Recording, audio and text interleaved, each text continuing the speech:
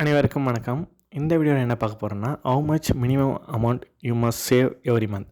ஒவ்வொரு மாதமும் நீங்கள் குறைஞ்சது எவ்வளோ காசு சேமிக்க வேணும் உங்கள் வருமானத்துலேருந்து, அதை தான் பார்க்க போகிறோம். உங்கள் இன்கம்னை மாதம் எவ்வளோ சேமிக்கணும்னு இந்த வீடியோவில் பார்க்கலாம். உங்கள் வருமானத்தில் எவ்வளோ சேமிக்குங்கிறது உங்களுக்கு டவுட்டாகவே இருந்துகிட்ருக்கோம். இவ்வளோ சேமிக்கலாமா அவ்வளோ சேமிக்கலாமா, அந்த டவுட்டை தான் இந்த வீடியோவில் க்ளியர் பண்ண போகிறோம். உங்கள் வருமானத்தில் 10% பணத்தை கண்டிப்பாக சேமிக்கணும். எப்படின்னா, நீங்கள் செலவு போக 10% சேமிக்கக்கூடாது. நீங்கள் 10% சேமித்தது போக மிச்சம் உள்ள பணத்தை செலவு செய்யணும்.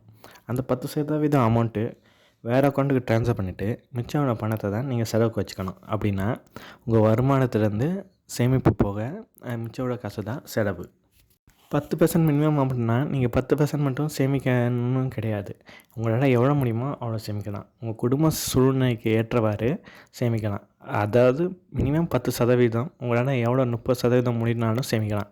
10% என்ன கணக்குனா நீங்கள் 20,000 சம்பளம் வாங்கிங்கன்னா அதில் 10% எவ்வளோ? 2,000. நீங்கள் 2,000 மினிமம் சேமித்தே ஆகணும் எப்படியாவது.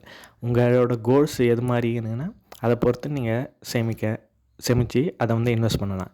இப்போ உங்களுக்கு ஒரு வீடு கட்டணும், கார் வாங்கணும், அது மாதிரினா உங்கள் கோல்ஸை பொறுத்து நீங்கள் சேவிங்ஸும் பண்ணி அதை இன்வெஸ்ட் பண்ணலாம். 10% நீங்கள் மேக்ஸிமம் எவ்வளோ ஸ்டெப்பு வேணால் இன்க்ரீஸ் பண்ணிகிட்டே போகலாம்.